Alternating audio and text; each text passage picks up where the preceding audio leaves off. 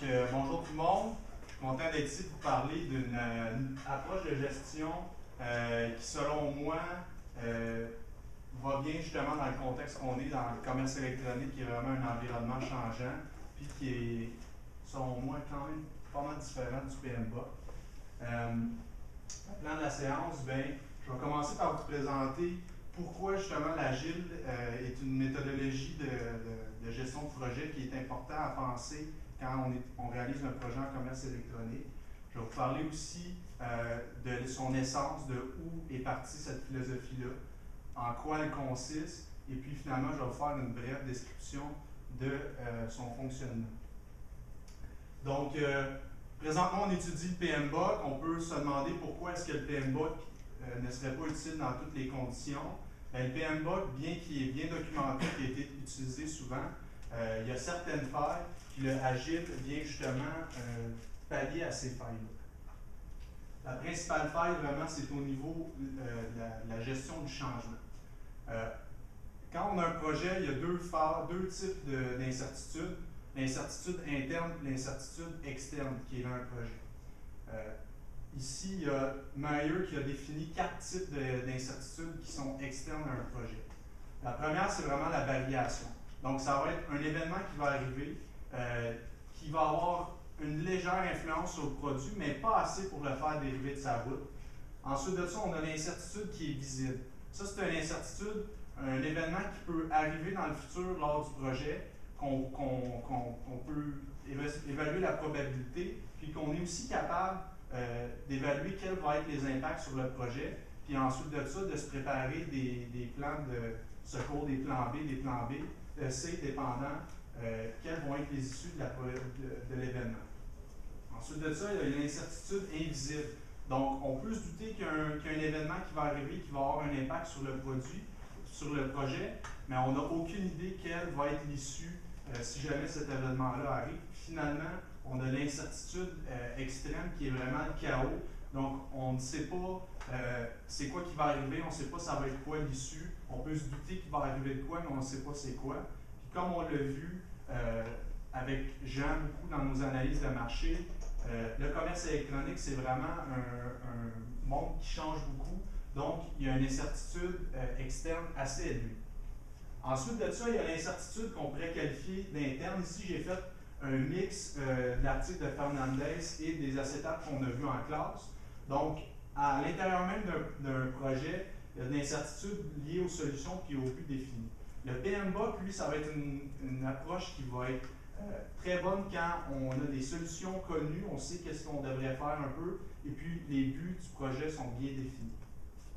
Le PMBOK dans le PMBOK, il y a aussi une possibilité de pousser l'itération un petit peu plus loin, les modifications, avec des incrémentations, un petit peu d'itératif, mais quand même, on reste dans le type 1. Au niveau du Agile, ça va être vraiment pertinent quand on est dans un niveau d'incertitude plus élevé, donc de type 2, de type 3, quand les buts ne sont pas définis, quand les solutions ne sont pas définies.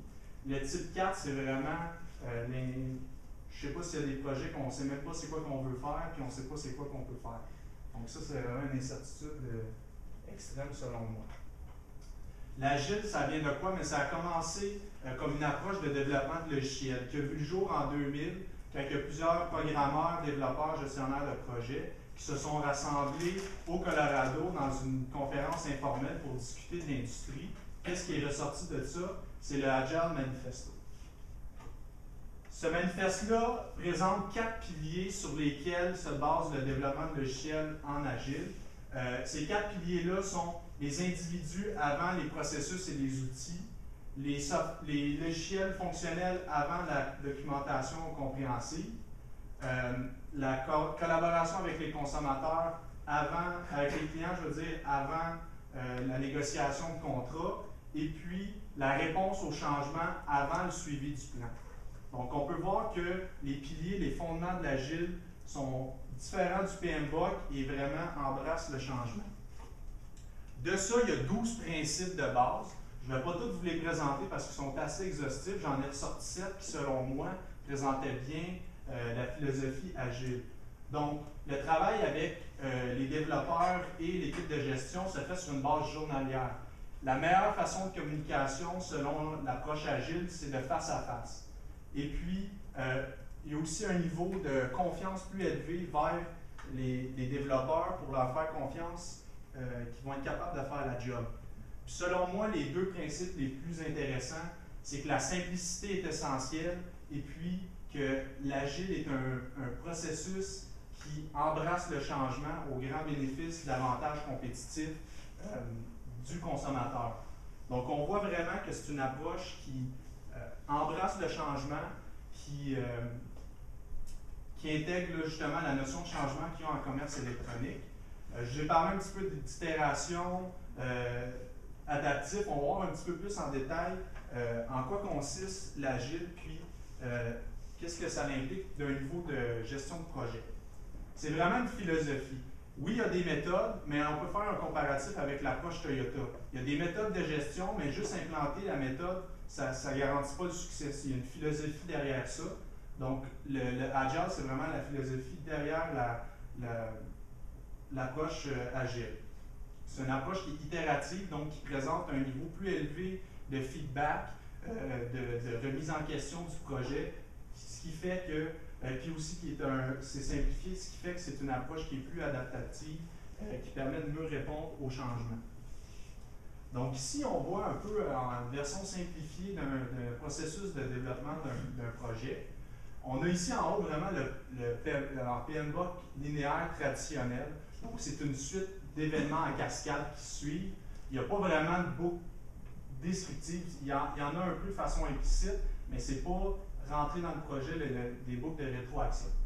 Le PMBOK aussi va aller dans l'incrémental itératif avec des boucles de feedback à partir du déploiement ou du test, mais qui se ramènent à la phase de réalisation. Donc ça veut dire s'il y a un bug dans le projet, s'il y a de quoi qui ne fonctionne pas, on va retravailler là-dessus avant le déploiement. Mais la grosse différence avec le Agile, c'est que le Agile se situe plus au niveau adaptatif, puis même au niveau extrême. Ça veut dire que les boucles de rétroaction, non seulement ils vont travailler sur la réalisation, mais sur le design et même le but. Donc, dépendant justement de l'incertitude, comme j'ai présenté précédemment, s'il y a quelque chose qui arrive, on va retourner voir le design même du projet ou même, à la limite, le but même du projet.